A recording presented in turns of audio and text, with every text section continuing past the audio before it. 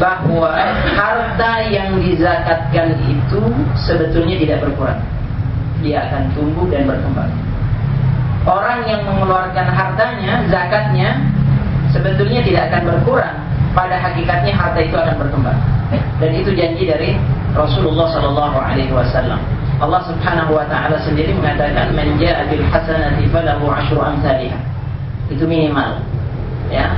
Apalagi minimalnya digantikan sampai 10 kali lipat. Itu minimalnya. Apa yang kita keluarkan di jalan Allah, apa yang kita berikan di jalan Allah akan digantikan 10 kali lipat minimalnya. Bisa sampai 700 kali lipat. Ini an-nama, berkembang. Makanya tidak ada ceritanya orang yang berzakat, ya, kemudian karena dia dermawan, dia jatuh bangkrut.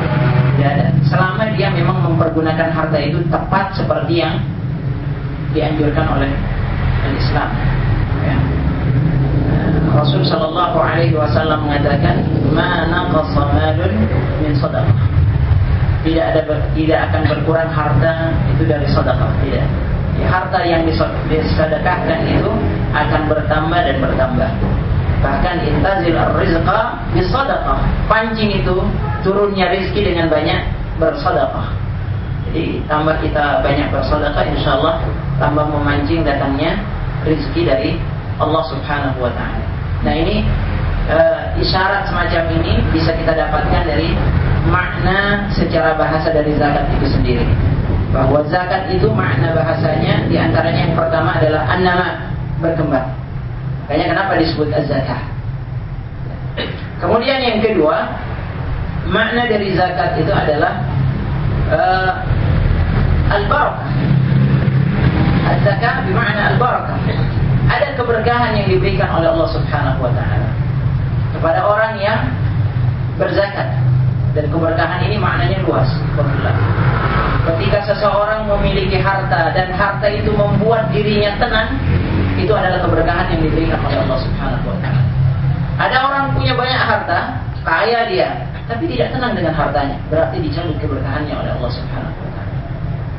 Nah, ini orang yang berzakat, yang melaksanakan tuntunan Allah Subhanahu wa taala, hartanya akan membuat dirinya lebih tenang hidupnya, lebih bahagia. Hartanya akan membuat dirinya lebih dekat kepada Allah Subhanahu wa taala. Ini makna keberkahan itu. Jadi barakah ziyadatul khair, al-khairul katsir. Kebaikan yang sangat banyak, tambahan kebaikan yang diberikan oleh Allah Subhanahu wa taala kepada kita. Ya, tidak hanya sisi nominalnya yang bertambah, tapi ada maknawinya. Ya, ada sisi hakikatnya dari harta yang kita miliki, nilainya bertambah. Ketika harta yang dimiliki seseorang dipakai untuk sebuah kebaikan, berarti nilai dari harta itu bertambah, kualitasnya beda. Orang sama-sama punya 1 juta, tapi yang 1 juta ini dipergunakan secara baik untuk taqarrub kepada Allah, dipergunakan untuk melakukan sesuatu yang mendatangkan kebahagiaan dalam rumah tangganya, dalam dirinya, masyarakatnya dan sebagainya.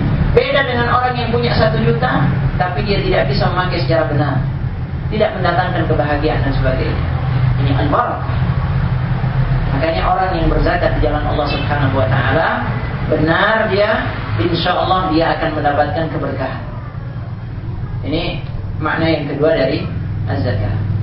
Makna yang ketiga dari az-zakah itu adalah suci. Ya, suci. Maknanya suci, bersih. Ini makna dari zakat. Artinya apa? Artinya zakat itu akan membersihkan hati, ya, dan pikiran atau jiwa dari baik muzaki maupun mustahik. Ya. Orang yang memberikan zakatnya, orang yang menunaikan zakatnya, ketika dia berzakat, sebetulnya sedang dibersihkan oleh Allah Subhanahu wa taala dia dari sifat kikir, dari sifat bakhil, dari sifat tamak, dari sifat menumpuk-numpuk harta, dari sifat ego. Kalau orang tidak mau mengeluarkan zakatnya, berarti dia sedang memendam sifat egonya. Dia ingin memiliki semuanya, ingin memiliki sendiri, tidak ingin berbagi. Nah, ini Allah Ta'ala dengan zakat ingin membersihkan. Khudh min amwalihim shadaqatan tutahhiruhum wa tuzakkihim biha.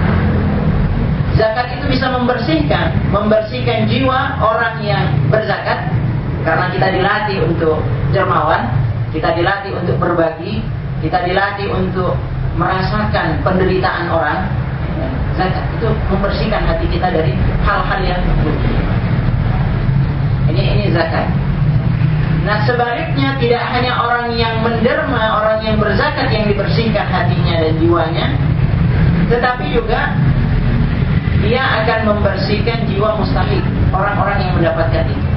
Jadi mereka tidak akan lagi memiliki sifat iri, dengki dan sebagainya. Yang biasanya ada gap gitu ya, jarak. Biasanya orang-orang kalangan du'afa wal masakin ada perasaan dia merasa iri dengan keberadaan harta di tangan-tangan orang kaya.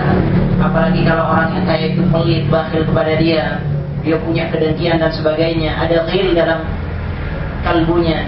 Tapi dengan berzakat dia mempertautkan hubungan itu. Kedengkian itu menjadi sirna karena apa? Orang yang punya harta itu baik kepada dia. Nah, ini rahimahullah hal yang dituju dari zakat itu. Jadi dari zakat kita mendapatkan begitu banyak manfaat yang diberikan oleh Allah Subhanahu wa taala. Jadi kadang kita tidak tahu ini apa sih maksudnya syariat ini. Tetapi yakinlah bahwa ketika Allah menurunkan syariatnya kepada kita, syariat itu untuk kemaslahatan umat manusia. Kadang-kala kita tidak paham ini maksudnya apa. Ya, tapi yakinlah bahwa di balik itu banyak maslahat yang kita dapatkan. Dan itu di antara maslahat yang kita dapatkan dari zakat itu sendiri. Dan tentunya masih banyak manfaat-manfaat yang lainnya. Nah, ikhwafillah rahimakumullah, kalau kita berbicara tentang zakat ini, maka kita langsung masuk ke dalam beberapa hal yang terkait dengan jenis zakat. Termasuk kepada aplikasi praktisnya secara umumnya. Zakat itu ada yang disebut dengan zakat fitrah, ada yang disebut dengan zakat mal. Kalau zakat fitrah kita keluarkan sebelum sholat Id. Tidak boleh dikeluarkan sesudah sholat Id karena tidak lagi menjadi zakat fitrah, hanya sedekah biasa. Tapi dia harus dikeluarkan sebelum sholat Id. Bagi mereka yang mampu memang dan punya sisa, artinya makanan pada hari itu dia miliki, kemudian ada sisa untuk dia zakatkan, zakat fitrahnya, dia wajib untuk mengeluarkan zakat fitrahnya. Tapi bagi mereka yang untuk makannya saja tidak ada, tidak wajib dia mengeluarkan zakat fitrah. Kalau untuk makannya saja tidak ada, dia nggak punya apa-apa, dia mau mengeluarkan dari mana? Nah ini jadi wajib atas setiap jiwa ya, yang lahir sebelum Idul Fitri, dia wajib mengeluarkan zakatnya. Baik, itu zakat fitrah. Kadarnya tahu ya semuanya. Kalau kita kiaskan ke Indonesia, ke beras itu sekitar 3,5 liter beras yang biasa kita makan, atau 2,5 kilogram beras. Bisa tidak dikonversi dengan uang ya, artinya kita berikan dalam bentuk uang. Memang sebagian ulama ada yang mengatakan tidak boleh, itu harus bentuknya makanan pokok setempat. Tapi ulama seperti Yusuf Al-Qaradawi, bahkan Ibnu Taimiyah sendiri mengatakan boleh, bisa. Kenapa demikian? Di antaranya disebutkan bahwa karena pada masa Rasul Sallallahu Alaihi Wasallam, kita tahu Rasul Sallallahu Alaihi Wasallam ketika memberikan tuntunan kepada umat ini, memberikan yang paling mudah buat mereka, yang bisa mereka kerjakan. Ya. Nah, pada masa Rasul Sallallahu Alaihi Wasallam itu yang mereka miliki, yang ada di rumah mereka, sebagian besarnya itu berupa makanan pokok. Jarang di antara mereka yang menumpuk-numpuk uang, dinar atau dirhamnya. Dan biasa mereka melakukan barter. Barter kita tahu itu antara makanan dengan makanan. Ya. Makanya pada masa jahiliyah dulu biasa itu yang kemudian disebut dengan riba fadl. Ada beras dengan beras yang sejenis. Karena memang ada pertukaran antar barang, bukan uang. Nah, pada masa Rasulullah Sallallahu Alaihi Wasallam memberikan dalam bentuk makanan pokok itu lebih mudah, sehingga Rasulullah menyuruh mereka mengeluarkan zakat fitrah dengan makanan pokok. Nah, sebagian ulama mempertahankan itu sampai sekarang. Mereka mengatakan harus bentuk